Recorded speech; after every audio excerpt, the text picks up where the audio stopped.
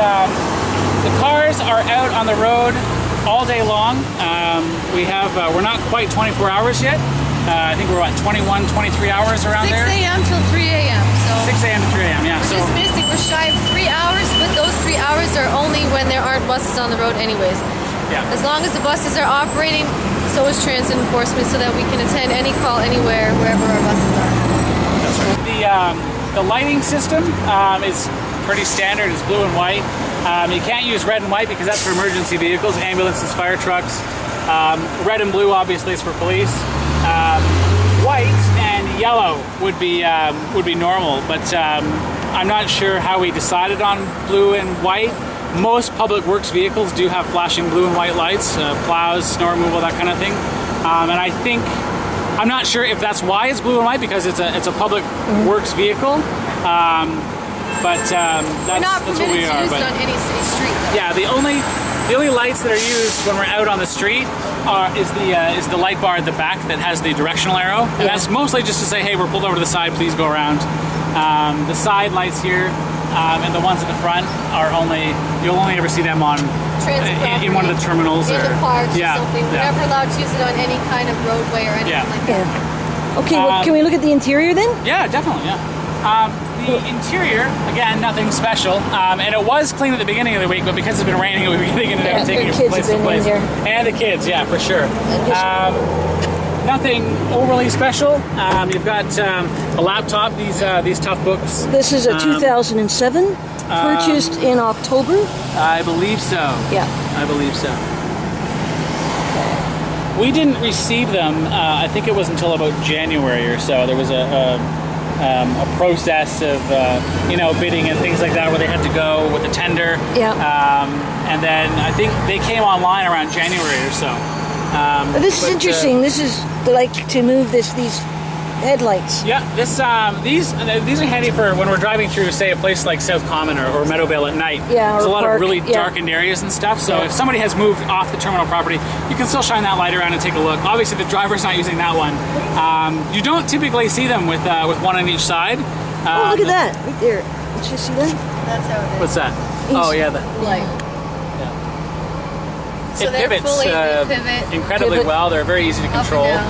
Once you've got it mastered, it almost becomes like a video game. It's the direction you turn it, and the angle and stuff like that to get the beam where you need it. Very, very bright. Very bright. I believe that.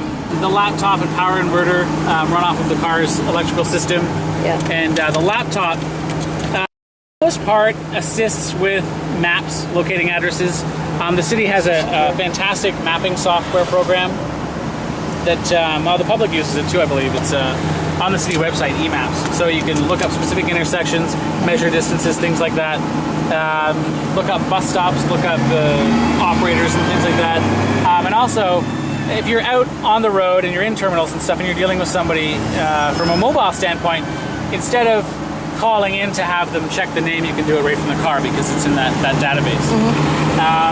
The car is equipped with an air horn, which is used, I guess, in place of a regular horn. The car does have a regular horn. Yeah. So. Oh, is that you? I thought it was a bus. No.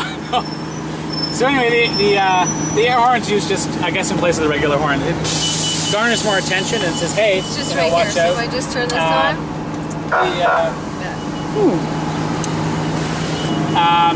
There's the radio, which obviously we can monitor. We've got the channel that the drivers are using to communicate back and forth with transit control.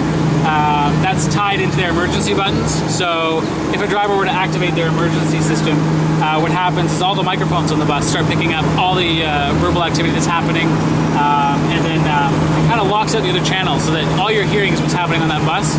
And then once you've got a look, you're already headed in that direction. You don't really have to worry about being dispatched, because obviously the driver is unable to communicate directly through the phone or the radio.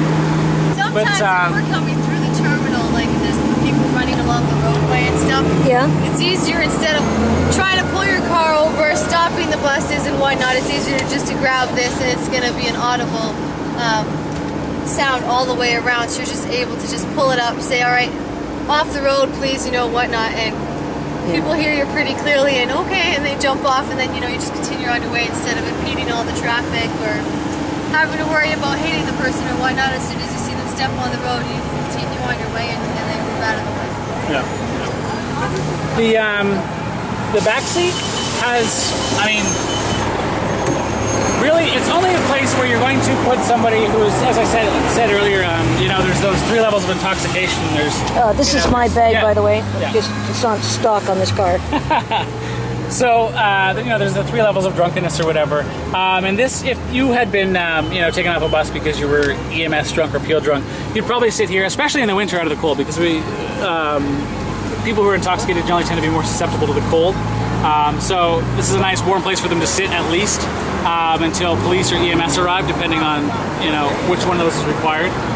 The back seat has been used for, I've stopped, you know, on the side of the street sometimes where there's been a bus shelter that's been smashed, and instead of having the people wait in the rain, I offer, you know, the back seat. Like if you want a place out of the rain, you can leave the door open if you like.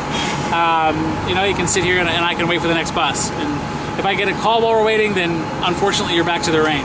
But it's a safe place to put somebody who has been arrested, so they're not, you know, you're not fighting with them now, trying to keep them out of traffic on the side of the road.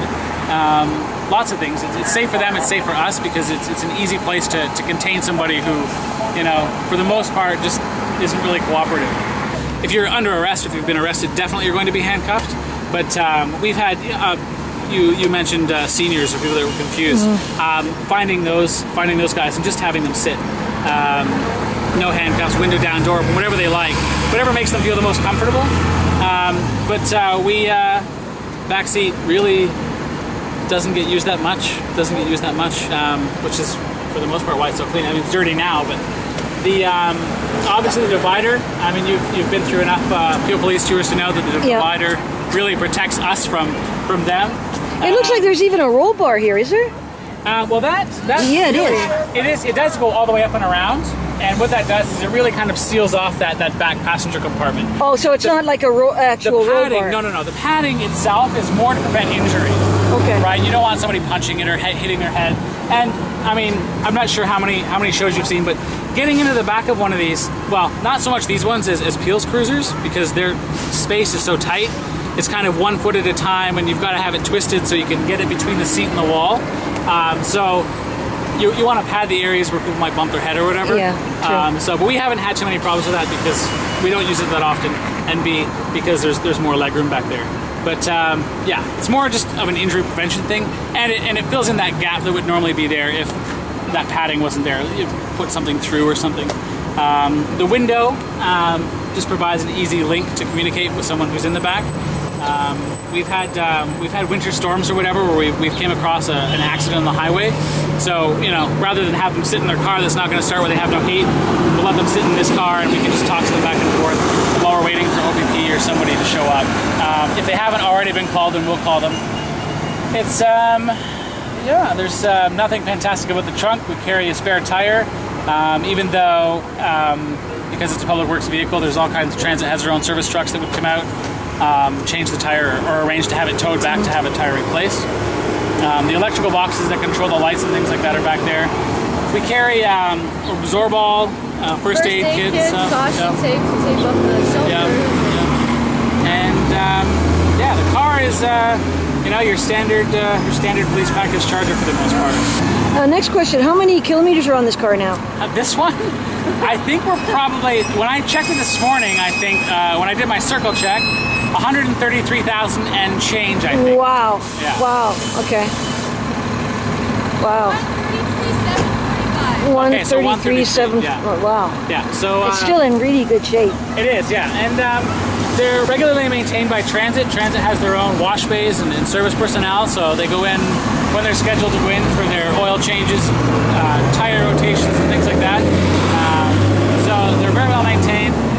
We also, we've been fortunate that, I mean, 301 especially, has, there's a reason 301's mileage is a little bit lower. It was getting a lot of use when 302 was down for a collision in February. Just to explain, 301 is the insignia on this car, and there's also a 302 Transit Dodge Charger. Okay, that's right. So now go ahead, back on 301. Yeah, you covered the collision on 302. Yes. So, so you're familiar with the accident that it had. So 301 got a lot of use at that time. And then when 302 came back, both cars are being used. So 301 just over time has caught up in mileage to 302, just through random use and stuff like that. Yeah, She's a loyal car. We haven't had any problems with 301. I mean, they go for the regular maintenance, and we're probably, I'm not even sure, generally I think the city rule is 2 years or 200,000 kilometers for replacement, something like that. We're not even at 200,000, we're into our 4th year. So these cars will probably just keep going. That, and a lot of times, you treat them, better than you treat your own things, ideally. So it's not yours, so you take care of it. I think the biggest problem we ever have with the cars is just like the cleanliness, because there's so many people in and out all the time. Things get left behind. They go in every week for their cleaning and stuff and detailing, but in between those times, because mud and rain and snow and salt really kind of builds up. But yeah, they're in great shape. And you said that this has a different kind of suspension and traction package than the normal Dodge Charger? Yeah, the police package Chargers have, as far as I understand, it's a beefier suspension, so it's able to take more of a curbs and that kind of thing, or traveling, from street surface to, say, like a parkland setting where it's all uneven and bouncy. I mean, we don't really do much with it aside from bring it up onto the platforms or take it on the roads. But if we need to get up on a curb or something, like if something's taking place inside of a bus shelter, or sometimes we've had vehicles smash into bus shelters and that, we don't want to occupy that space on the roadway, but we want to kind of close off that hazard. We might, if there's space, bring the vehicle up on the sidewalk just to kind of close off the area from the rest of the public. So it's got to have something so that we don't destroy the bottom of the car, and we can use it the next day. No, it still looks in really good shape. Yeah, that's great. Yeah, we like it.